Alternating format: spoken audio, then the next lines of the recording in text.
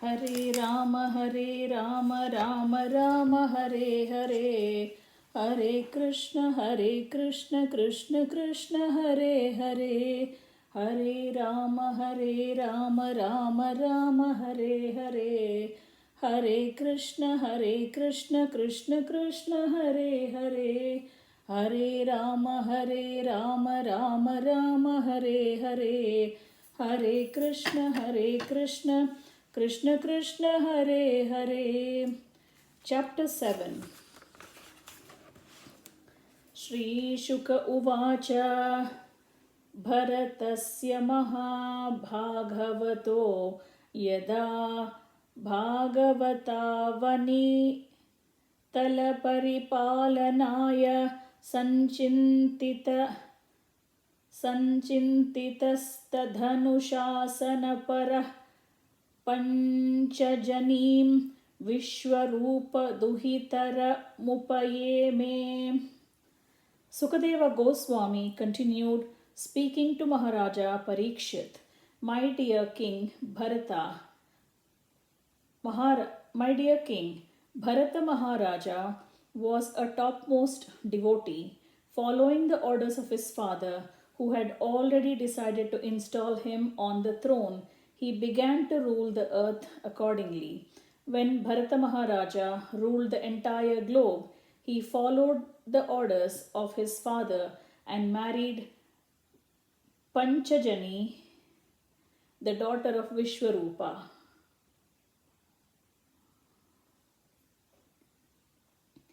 Tasyamuhava atmajan katsnyena nanurupanatmanah pancha janayamasa bhutadiriva bhuta sukshmani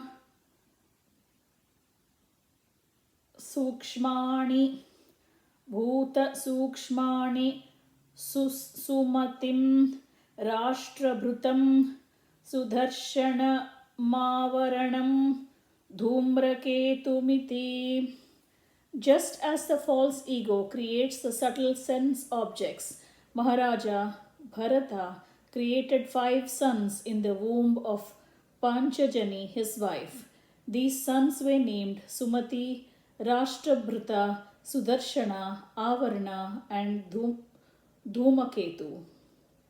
Ajanabham namaitadvarsham varsha bharatamiti yata arabhya vyapadishanti. Formerly, this planet was known as Ajanaba Varsha, but since Maharaja Bharata's reign, it has become known as Bharata Varsha. Sabahuvin mahipatihi pitru pitamaha vadhuru vatsalataya swe karmani kartamanaha prajaha swadharma manuvartamanaha paryapalayat. Maharaja Bharata was a very learned and experienced king on this earth. He perfectly ruled the citizens, being himself engaged in his own respective duties. Maharaja Bharata was as affectionate to the citizens as his father and grandfather had been. Keeping them engaged in their occupational duties, he ruled the earth.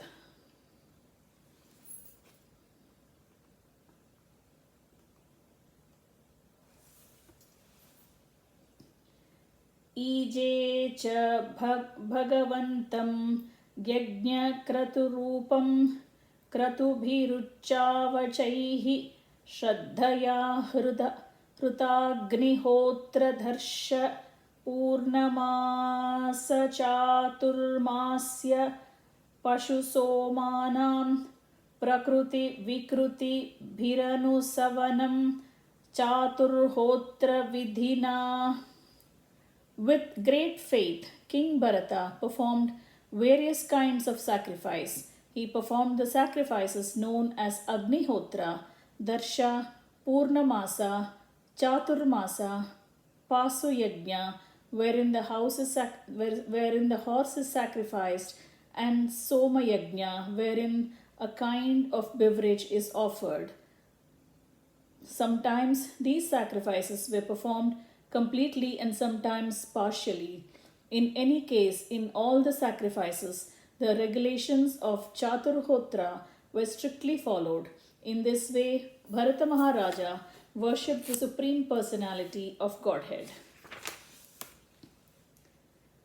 Sampracharatsu nanayageshu virachitanga kriyeshwar purvam yattat kriyaphalam dharmakhyam pare brahmani yajna purushe sarvadevata linganam mantranam artha niyamakataya साक्षात् कर्तरि परदेवतायां भगवती वासुदेव एव भावयमान आत्मनैपुण्य मृदित कषायो यविश्वद्वर्युभिर्गृह्यमाणेषु स यजमानो यज्ञ भाजो देवांस्तान्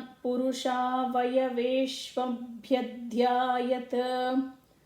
After performing the preliminaries of various sacrifices, Maharaja Bharata offered the results in the name of the religion to the Supreme Personality of Godhead Vasudeva. In other words, he performed all the yajnas for the satisfaction of Lord Vasudeva, Krishna.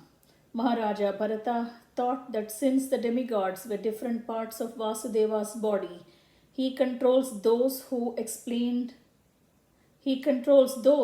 who are explained in the Vedic mantras. By thinking in this way, Maharaja Bharata was freed from all material contamination such as attachment, lust, and greed. When the priests were about to offer the sacrificial ingredients into fire, Maharaja Bharata expertly understood how the offerings made to different demigods were simply an offering to the different limbs of the Lord. For instance, Indra is the arm of Supreme Personality of Godhead, and Surya, the sun, is his eye. Thus, Maharaja Bharata considered that the oblations offered to the different demigods were actually offered unto the different limbs of Lord Vasudeva. Evam karma vishuddhaya vishuddhasattvasyantārhrudayākāsha sharīre brahmani bhagavati vasudeve mahapurusha rūpopalakshane Shrivatsa Kaustubha Vanamaladhara Gadadhi Birupalakshite Nija Purusha Hrullikhi Tenatmani Purusha Rupena Virochamana Uchaistaram Bhaktiranudhina Medhamana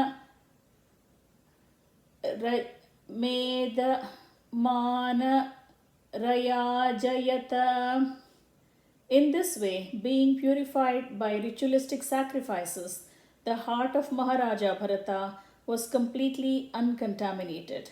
His devotional service unto Vasudeva, Lord Krishna, increased day after day.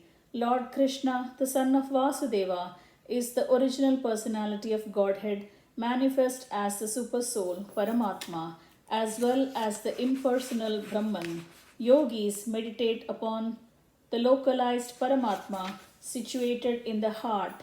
Jnanis worship the impersonal Brahma as the supreme absolute truth, and devotees worship Vasudeva, the supreme personality of Godhead, whose transcendental body is described in the Shastras. His body is decorated with the Shrivatsa, the kaustuba jewel and the flower garland, and his hands hold a conch shell, disc, club, and lotus flower. Devotees like Narada always think of him within their hearts. एवं वर्षायुत सहस्रपर्यन्तावसित कर्मनिर्वाणावसरोधि भुज्यमानं स्वतनयेभ्यो ऋक्यं पितृपैतामहं यथाधायं विभज्य स्वयं सकलसम्पन्निकेतात् पुलहाश्रमं प्रववाज. Destiny fixed the time for Maharaja Bharata's enjoyment of material opulence at 1000 times 10,000 years. When that period was finished, he retired from the family life and divided the wealth he had received from his forefathers among his sons. He left his paternal home, the reservoir of all opulence, and started to Pulasrashrama. Pulaha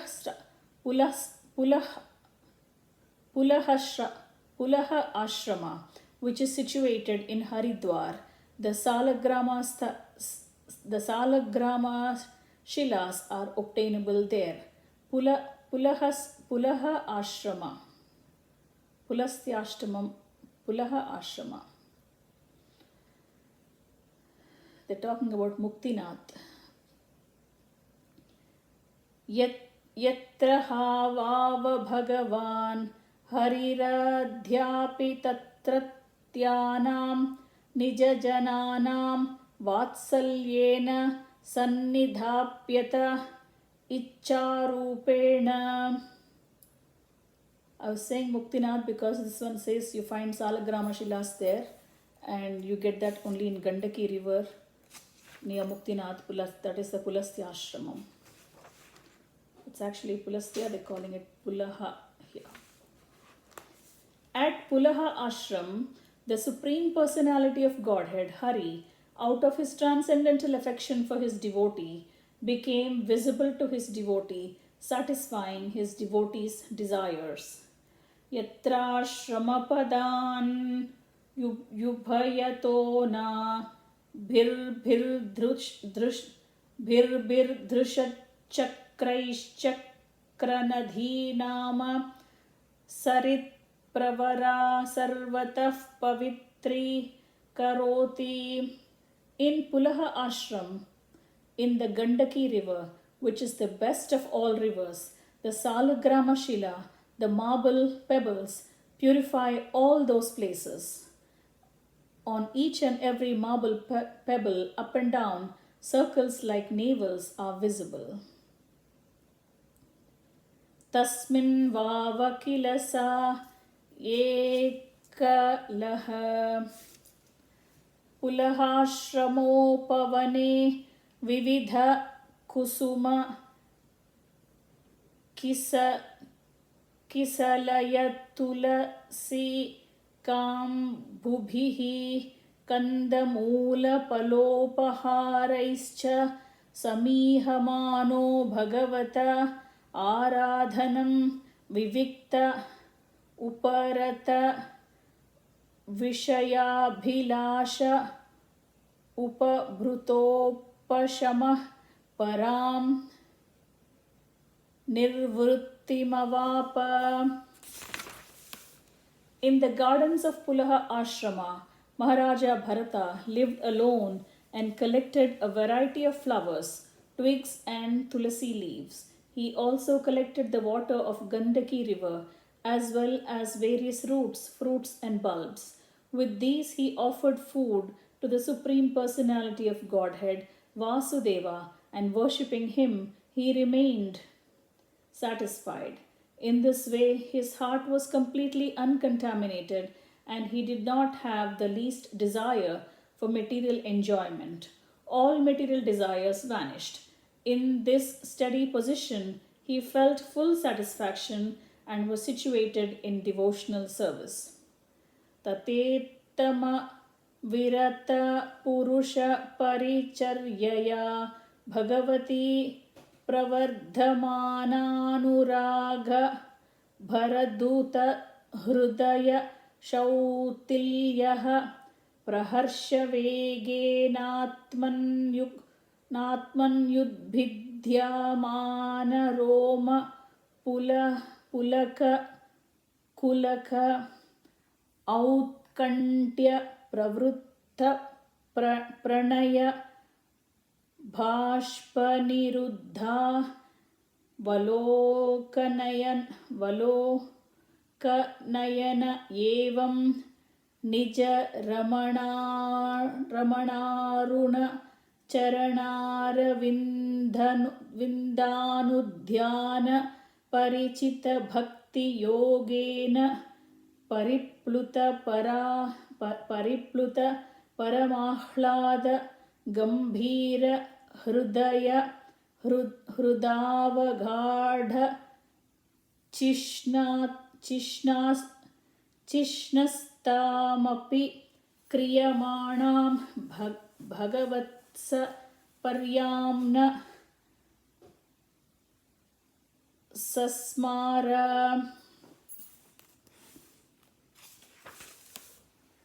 That most exalted devotee, Maharaja Bharata, in this way engaged constantly in the devotional service of the Lord. Naturally, his love for Vasudeva Krishna increased more and more and melted his heart. Consequently, he gradually lost all attachment for regulative duties. The hairs of his body stood on the end, and all the ecstatic bodily symptoms were manifest. Tears flowed from his eyes, so much so that he could not see anything. Thus he constantly meditated on the reddish lotus feet of the Lord. At that time his heart, which was like a lake, was filled with water of ecstatic love. When his mind was immersed in that lake, he even forgot the regulative service of the Lord. Regulative service to the Lord. इत्थं धृत भगवद्वत येणेयाजिनवाससानु सवनाभिषेकार्द्रकपि शकुटिलजटाकलापेन च विरोचमानः सूर्यार्चा भगवन्तं हरिण्मयं पुरुषमुञ्जिहाने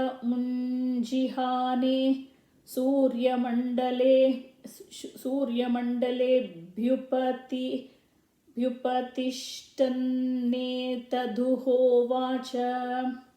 Maharaja Bharata appeared very beautiful.